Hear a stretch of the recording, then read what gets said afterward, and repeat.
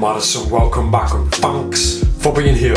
Charlie Madison and I truly appreciate you choosing to spend a bit more time with us today, so thank. As you can see, Charlie and I have moved back into the studio. A few videos back we moved out because this place was supposed to be demolished so that I could build a bigger YouTube studio, but with the current state of the world, with everything that's going on, my builders got in touch and said they have to cancel. So we're looking at the end of the year, possibly the beginning of next year, before I can get back to knocking this place down and building something much bigger, much better.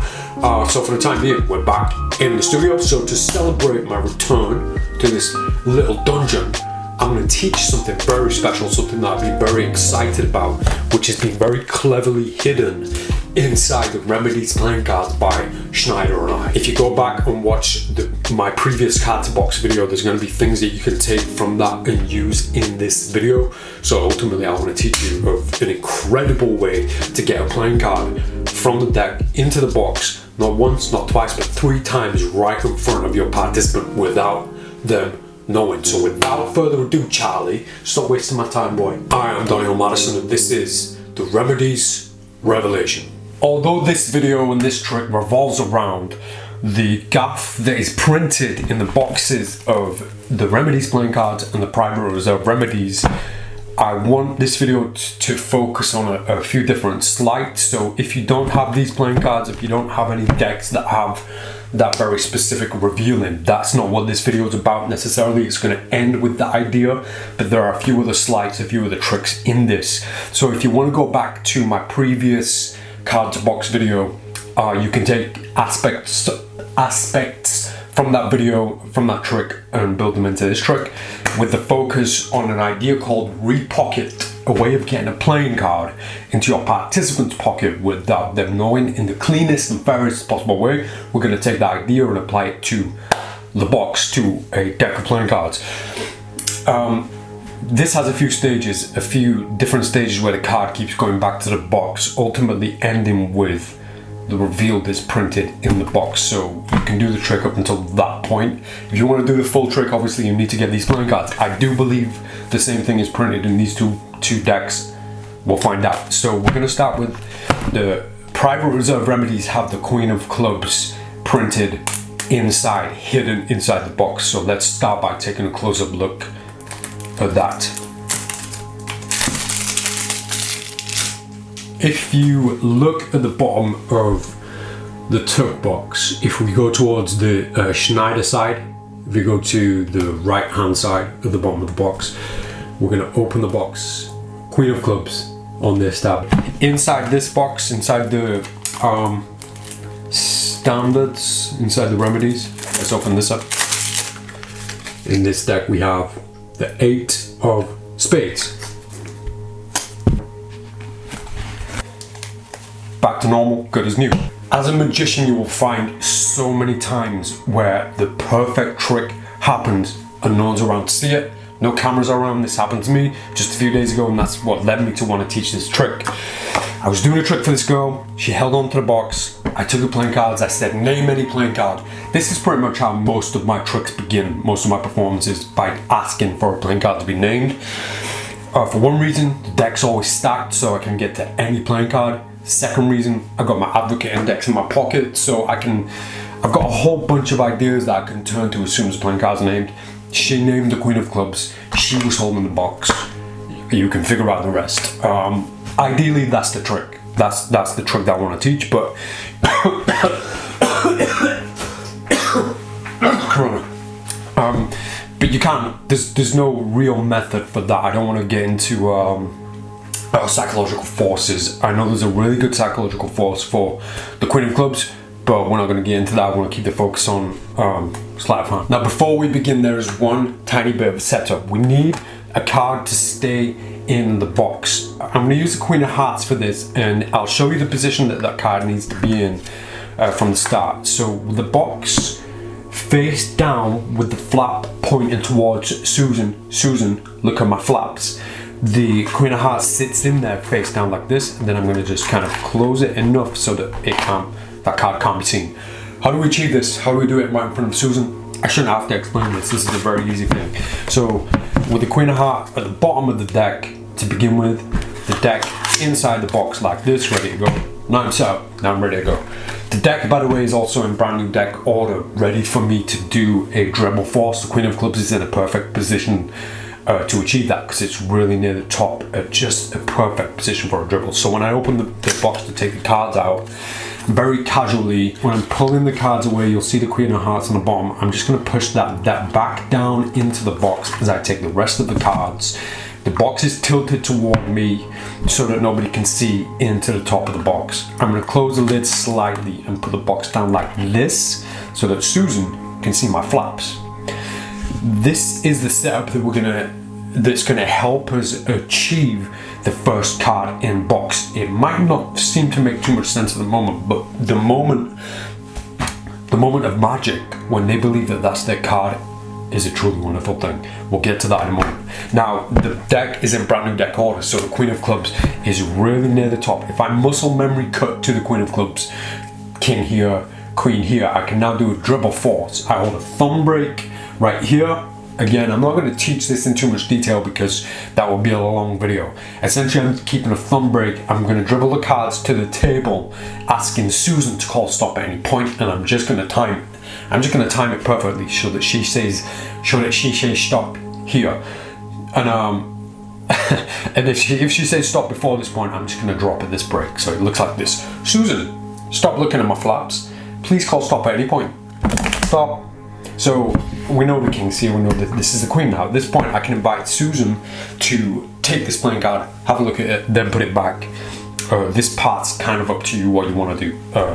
It's always good to let them take the card, to let them inspect the card. If they touch it first and they take it, it feels like a genuine choice, like a free option. If I feed it to them, it feels like I've just fed it to them because I have. At this point, we need to get the queen to a very specific position so that we can gamblers cop it out of the deck. I'm sorry, Charlie, I can't do it, man. I can't do it. I can't do a single video without a GC.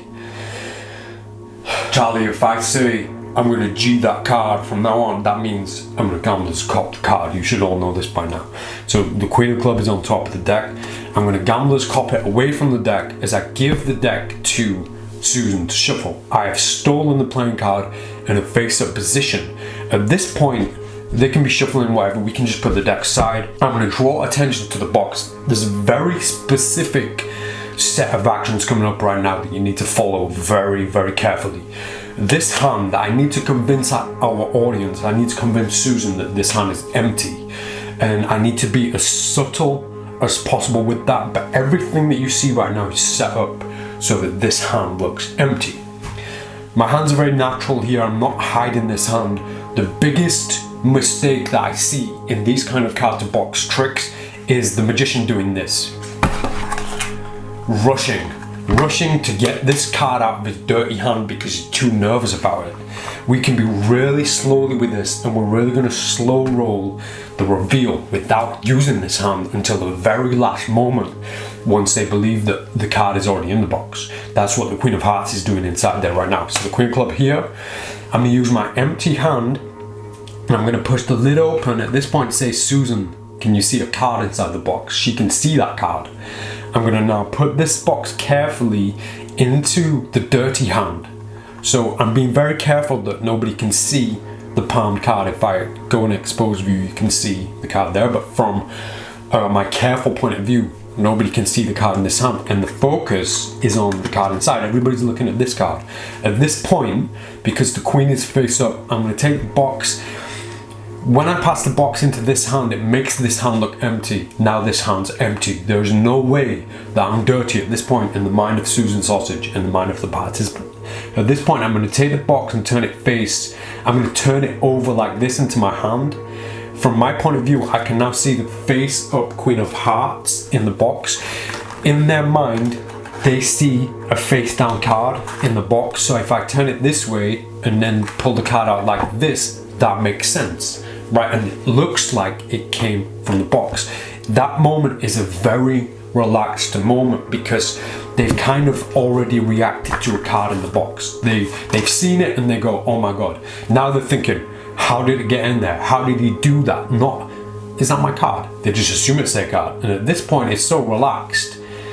At this position, if I go, try and get this exposed. If I go like this, I don't even need to kind of have it lined up with the box perfectly. I just gotta squeeze it together, pretend that my thumb's going inside, and then I pull the Queen of Club out like this. So from start to finish, with the Queen here, you can see the card in the box here. Can you see this? Turn it face up, pretend to pull this out, put the box down, and that's a single card, their playing card, in the box, card to box. Bear with me, this is just the beginning. This is just the first part. The next part is Charlie. The next part is beautiful. So the box is now facing towards me. I'm going to pick it up and I can see my Queen of Hearts looking at me in the box, and I'm going to take the Queen of Club and I'm going to say, so I got your card from the deck into the box and you didn't even see it. So I'm now put it back in the box just to simply demonstrate where it was, where it ended up, just to kind of poetically pinpoint the situation of the trick itself. But when I go back to get it, I'm going to lift up both playing cards, and I've got the Queen of Hearts and the Queen of Club now. At this point, I'm going to turn the deck face down. As I do so, I'm going to push the Queen of Clubs into the deck and then take out the Queen of Hearts. And there's a few things I can do at this point. At this point, what I love to do more than anything else, there are a few different things you can do, but what I love to do, they believe that this is the Queen of Clubs, obviously Queen of Hearts. I'm going to take this, put it into my hand like this, and I'm going to expose it in kind of a palm situation a few times like this so that they can see it. And then on the last one, I'm going to G it right in my left hand so it still looks like it's in this hand. And I'm going to hold it over the box. As I do this, I'm putting this playing card in my pocket. I open my fingers and it looks like the card's vanished. Now I can say, look back inside the box. There's a few different things you can do. I mean, you can pretend this is the Queen of Clubs, put it back into the deck, snap your fingers, whatever you want to do, it ends up inside the box. At this point, you know what, let me go through that one more time. Queen of Hearts is here. I'm going to put it into, obviously, we're not going to show them it's the Queen of Hearts. They need to believe this is the Queen of Clubs. So I do this, and I hold it like this, maybe drop it once, and then I G it, put my hand over here slowly, get this in my pocket, and then go sound effects and all. Now I can invite them to look inside the box where they find the Queen of Clubs. When they take the Queen of Clubs out of the box at that point, this really affects their memory of the first time it happened. This proves that the first time it happened, it was the Queen of Clubs. The same thing happened twice. It's a beautiful way of affecting somebody's memory when they're telling the story. They say, no, I took the card out of the box. It disappeared right in front of me. I took the card out of the box. Charlie, I forgot to mention, please do this with a signed playing card. Have Suzan sign her signature on the Six of Spades, on the playing card. because you don't want anybody thinking that you're using 2 Queen of Clubs. We don't need to do that because this is all sleight of hand. Make sure Suzan signs the playing card. Next, we haven't finished yet. There's another stage. Queen of Hearts, that's going to stay in your pocket. Next, we're going to do it again. We're going to take Queen of Club.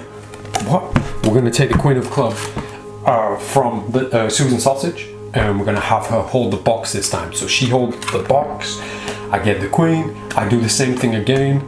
This time, maybe face up. I can do this, and it's gone. Over here, obviously, to buy yourself time to get it into your pocket, we're going to do this. We're going to do the same thing so it drops out of our hand, or we expose it somehow so that this one looks more real.